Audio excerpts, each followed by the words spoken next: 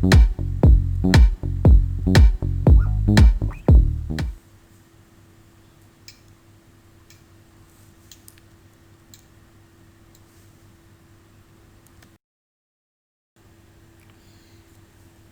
Gurubhyo Namaha.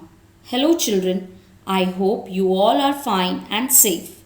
And I also hope you have enjoyed learning our lesson 1 through videos. Today we start our second lesson. Our second lesson is plants and animals.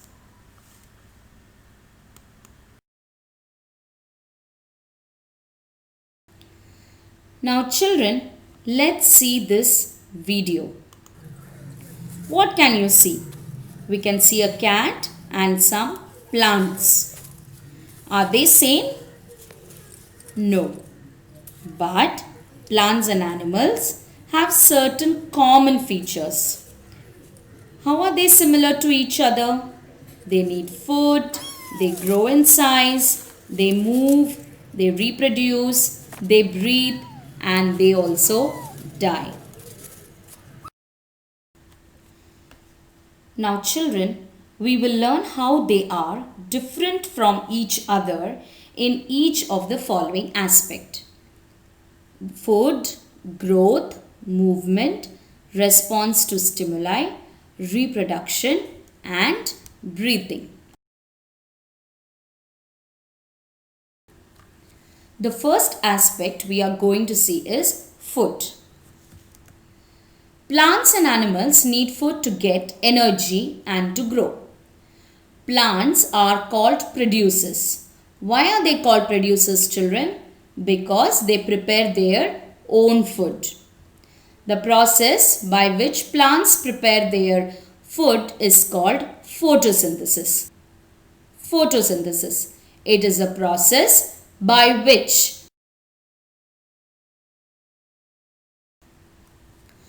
the leaves are called the food factory of the plant.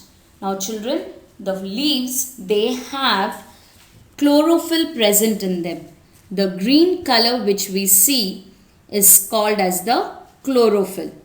Now this chlorophyll, it absorbs the sunlight, and sunlight is required for the plant to prepare its food.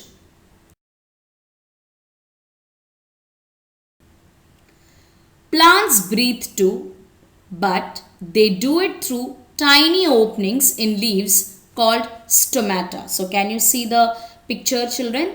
Picture of a stomata. Stomata open and close to allow intake of carbon dioxide and release of oxygen.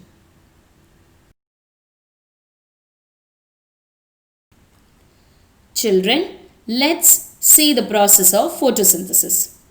Now, the roots absorb the water and the minerals from the soil, and they pass them to the stem, and the stem carries them to the leaves. Now, the chlorophyll which is present in the leaves absorbs the sunlight, and the stomata allows carbon dioxide to enter the plant. Through the photosynthesis, plants produce glucose. They use this glucose to grow, and the excess glucose, it is stored in the form of starch in roots, fruits, stems and leaves, and oxygen is released during the process of photosynthesis. Now let's see this, children. Sunlight plus carbon dioxide plus water gives you glucose and oxygen, and this process is called as photosynthesis.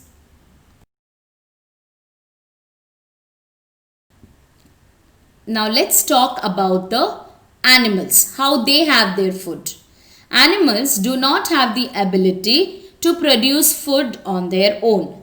They are directly or indirectly dependent on plants for their food, and hence animals are called as consumers.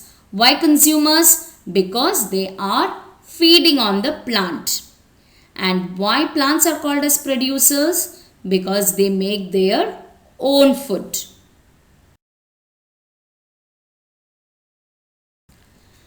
Animals are divided into three groups depending on what type of food they eat. The first one is herbivorous. Animals which eat only plants are called as herbivorous. Example, deer, cow, goat, rabbit and giraffe.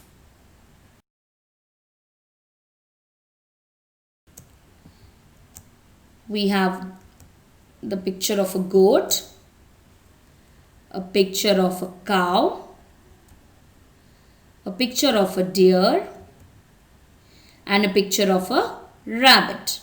Now all these animals are herbivorous. Why herbivorous? Because they feed directly onto the plants. They eat only plants.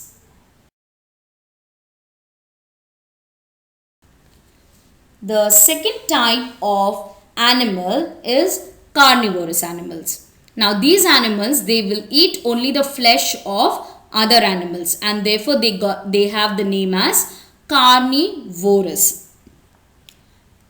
Animals that eat flesh of other animals are called carnivorous. Carnivorous depend indirectly on plants for their food. Example, lion, tiger and leopard.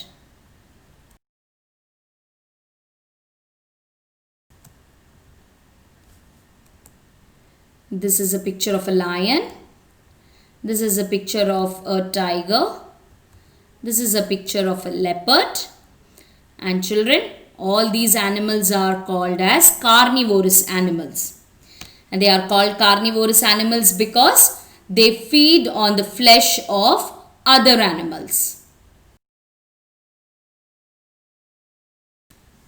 Now the third type of animals are omnivorous. Now these animals, they eat both plants and also the flesh of other animals. And therefore they are called as omnivorous. Animals that eat both plants and flesh of other animals are called omnivorous. Example, bear and crow.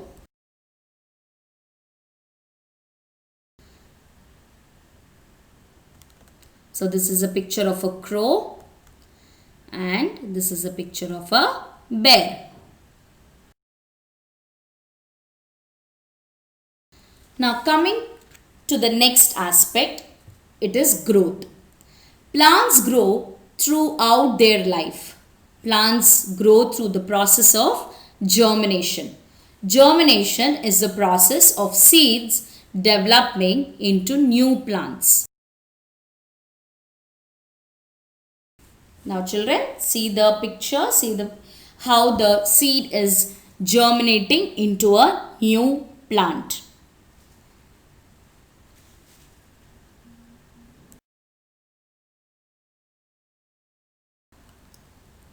The lifespan of plants varies from a month or two or to even several hundred or even 1,000 years. Based on their lifespan, plants are classified as follows: annual plants, biennial plants and perennial plants. Annual plants are the plants which will live only for 1 year. The lifespan of annual plant is just 1 year. Biennial plants, the lifespan of the plant is 2 years. And perennial plants, the lifespan is more than 2 years.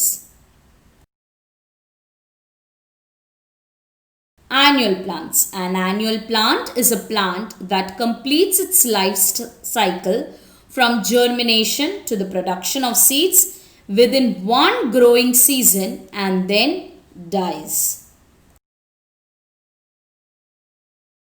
Examples of annual plants: corn plant and pea plant.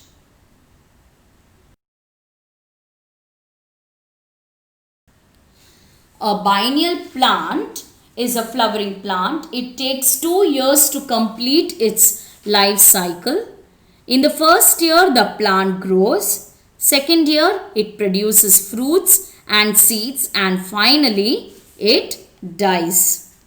So the first year it is going to grow nicely, and in the second year it will produce fruits and seeds, and finally it will die. Now what are the examples of biennial plants? Hollyhock and carrot.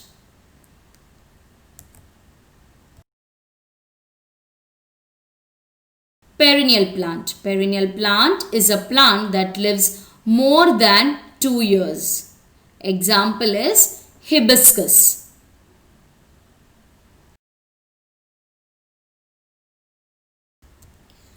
Animals' growth. Animals grow only up to a certain size. Once an animal reaches this size, its growth stops. A little puppy grows into a dog, a kitten grows into a cat, a chick grows into a hen. Different animals have different lifespans. Now, what do you mean by lifespan? It is a specific period of time for which a living thing can live. See this? It's an egg hatches into a chick. The chick grows and it finally it becomes a hen or a cock.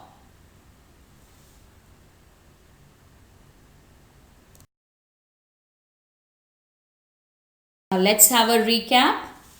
Plants and animals have common features. However, they differ in many aspects. Plants are producers and animals are consumers. Plants make their own food by the process of photosynthesis. Animals directly or indirectly depend on the plants for their food. Depending upon their lifespan, plants are divided into annual plants, biennial plants and perennial plants. And animals, they grow up to a certain age. Now children, it's your activity time. This time the activity is you have to explain the process of photosynthesis by drawing a neat labeled diagram.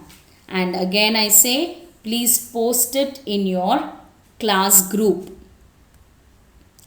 So children, keep waiting for the next video. Till then, keep smiling and be safe. Thank you.